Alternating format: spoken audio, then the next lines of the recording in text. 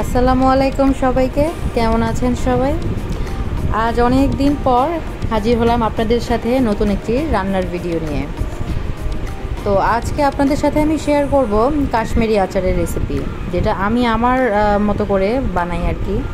কখনো আর কি কাশ্মীরি আচারটা বানানো হয়নি, তো এবার চেষ্টা করলাম আমার মার থেকে জিজ্ঞাসা করে যে কিভাবে বানাতে হয়, কী কী দিতে হয়, সেভাবে ফুড প্রসেসে নিজের মতো করে রেসিপি তৈরি করে ভাবলাম যে সেটা বানাবো। তো চলুন দেখা যাক। প্রথমে আমি কি নিয়েছি। প্রথমে আমি হাফ কাপ পরিমাণের যেন হয় এরকম আদা নিয়েছি। আদাটাকে ফ্রেশ আদা নিতে হবে। আদাটা নিয়ে ছিলে নিয়েছি, ছিলে তারপরে ফাইন চপ করে নিয়েছি, যেন মোটা মোটা না হয়। যতটুকু আমি পেরেছি হাতেই করেই কুচি করে নিয়েছি। তো এটা আচারের মধ্যে মেইন ইনগ্রিডিয়েন্টের মধ্যে একটি এইটা লাগবে। আর রেড চিলি লাগবে, ড্রাই রেড চিলি লাগবে। সেটা এই দুইটাই আচারের টেস্টটাকে বাড়িয়ে দিবে। তো চলুন আমরা আস্তে আস্তে দেখি আর কি আমরা এই আচারের উপকরণের মধ্যে দিয়ে থাকি।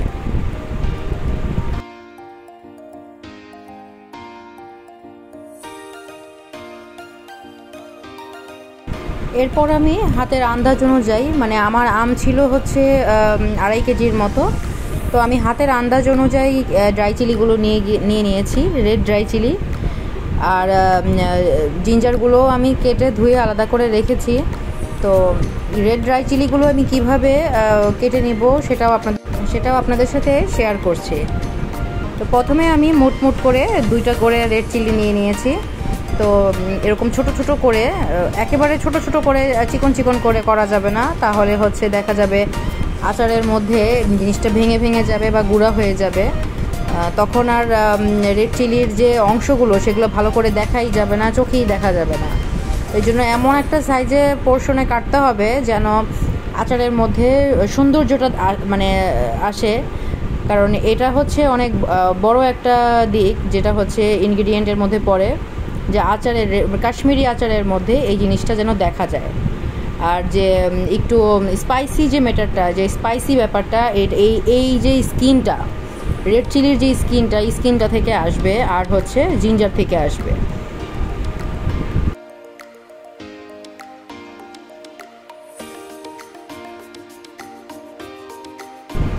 আর কাশ্মীরি আচারের মূল বৈশিষ্ট্যটা একটু ঝাঁঝালো মিষ্টি, মানে ঝাঁঝালো মিষ্টি হবে, খুব বেশি ঝাল হবে না, একটু ঝাঁঝালো মিষ্টি হবে।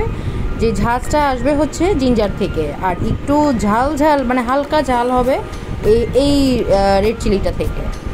তো আমি স্কিনটা নিয়েছি শুধু, আর সিডসগুলো আমি ফেলে দিব। সিডসগুলো আমি নিব না, কারণ এই সিডসগুলো দিলে আচারটা অনেক বেশি ঝাল হয়ে যাবে। কারণ এই যে মরিচগুলো, এই মরিচগুলোর যে ঝাল যে ব্যাপারটা, এগুলো মরিচের সিডসের উপরে ডিপেন্ড করে। তো আমি এগুলোকে চেলে ফেলে দিয়েছি। তো এইভাবে চেলে ফেলে তারপরে আমি শুধু স্কিনটা নিয়েছি। তো স্কিনটাই আচারের মধ্যে টেস্টটা আরও বাড়িয়ে দিবে। তো চলুন আস্তে আস্তে আমি চুলায় প্যান বসিয়ে দিয়েছি। এরপর আমি চিনি দিয়ে দিব, আনুমানিক 2 কেজির মতো চিনি দিয়েছি। আর যে আমগুলো আমি দিব কাশ্মীরি আচারে, সেই আমগুলো আমি ওভারনাইট লবণ পানিতে ভিজিয়ে রেখেছিলাম। আপনারা চাইলে চুনের পানিতেও ওভারনাইট ভিজিয়ে রাখতে পারেন। হালকা কেচে, কাঁটা চামচ দিয়ে হালকা কেচে চুনের পানিতে ভিজিয়ে রাখতে পারেন। কিন্তু আমি মূলত লবণ পানিতে ভিজিয়ে রেখেছিলাম, কারণ আমার কাছে চুন ছিল না। আর এমন গরম পড়েছিল যে চুন না থাকার কারণে যদি আমি একদিন রেখে দিই আমগুলো মনে হচ্ছিল যে পেকে যাবে, অনেক বেশি পেকে যাবে। তো তখন দেখা যাবে যে আচারটা ভালো হবে না। আর আমার যে আমগুলো ছিল, সেই আমগুলো হালকা পাকার কাছাকাছি এরকম অবস্থায়, খুব বেশি কচকচে কাঁচাও ছিল না।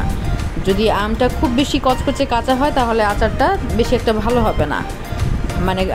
একটু হলুদ অবস্থায় আছে, হালকা হলুদ অবস্থায় আছে, এরকম পর্যায়ে আম দিয়ে আচারটা দিলে ভালো হবে। তো এই তো তারপরে আমি আস্তে আস্তে চিনিগুলোর মধ্যে হাফ কাপ পানি দিয়ে দিয়েছি। পানি দিয়ে আমি চিনিটাকে গালিয়ে নিচ্ছি। চিনিটা গলে যাওয়ার পর সম্পূর্ণ যখন গলে যাবে তো তখন আমি যে জিঞ্জারগুলো আমি কুচিয়ে রেখেছিলাম জিঞ্জারগুলো দিয়ে দিব।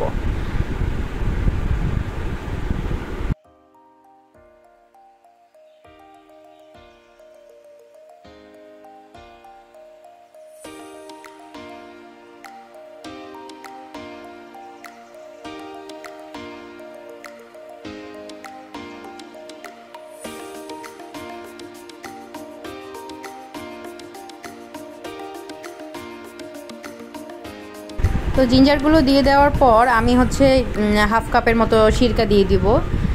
চাইলে এটা আপনারা নাও দিতে পারেন, কারণ এই আচারের পুরো প্রসেসটা হচ্ছে অনেকটা আপনারা মোরব্বার মতো ফলো করতে পারেন। মোরব্বার মধ্যে যেভাবে আমরা জাস্ট চিনির মধ্যেই হচ্ছে আমটাকে রান্না করতে থাকি, তো এটাও অনেকটা সেম। আমি তারপরও সিরকাটা ইউজ করেছি হচ্ছে আচারের যে লাইফ টাইমটা, সেই লাইফ টাইমটা আরও বাড়ানোর জন্য হচ্ছে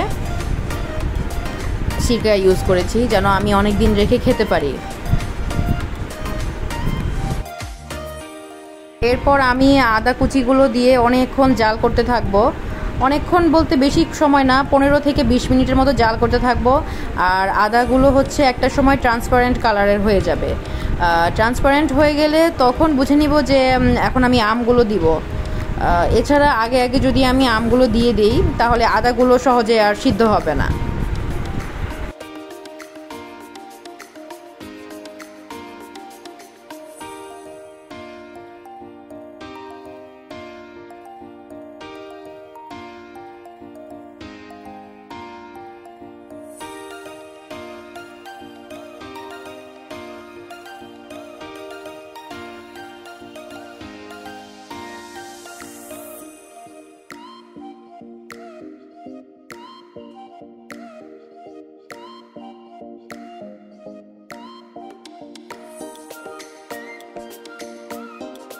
তো ভালো মতো সিদ্ধ করার পর আমি আস্তে আস্তে করে আমগুলো ধাপে ধাপে দিয়ে দিব।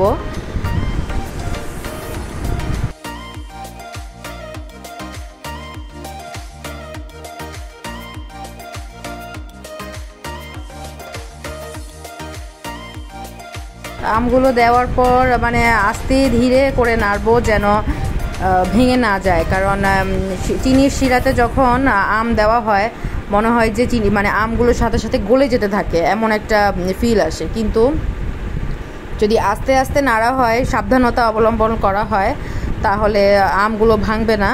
আস্তে আস্তে করে নাড়তে হবে।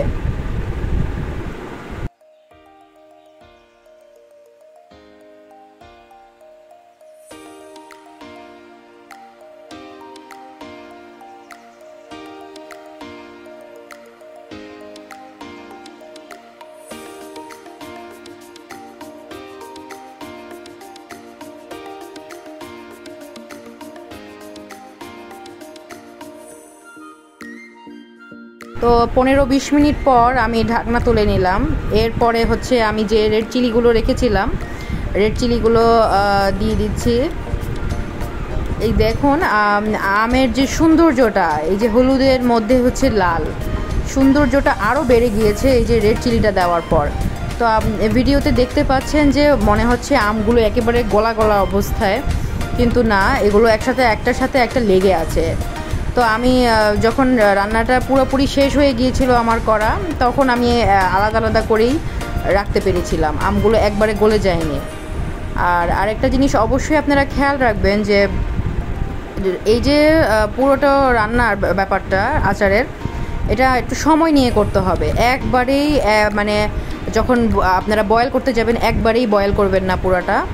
আমি 2-3 বার হচ্ছে চুলা জ্বালিয়ে এটা গরম করেছি। সারাদিন মানে একদিন সম্পূর্ণ আমি হচ্ছে 3-4 ভাগে হচ্ছে গরম করে করে আচারটা আমি বয়েল করেছি, যেন ভালো মতো শিরাটা আমের মধ্যে ঢুকে। আর যখন দেখব যে আমগুলো একবারে ট্রান্সপারেন্ট কালারের হয়ে গিয়েছে, মানে কাঁচা কাঁচা ভাবটা নেই, তো তখন বুঝে নিব যে আচারটা হয়ে গিয়েছে। এই তো আমার আচারটা প্রায় ডান। এই যে ভিডিও ক্লিপটা একদিন পরের, যখন আমি আচারটা দিয়েছি এর ঠিক একদিন পরে হচ্ছে আমি আবার আচারটা গরম করছিলাম প্যানের মধ্যে, তো তখন হচ্ছে আমি এই ক্লিপটা নিয়েছি। তো আপনারাও ঠিক এইভাবেই বানিয়ে নিতে পারেন বাসাতে, যে যার মতো করে যেভাবে চিনির যে পরিমাণটা পছন্দ করেন সেভাবে করে বানিয়ে নিতে পারেন। এরপরে বয়ামে করে আপনারা সংরক্ষণ করতে পারেন। এই ছিল আমার কাশ্মীরি আচারের রেসিপি।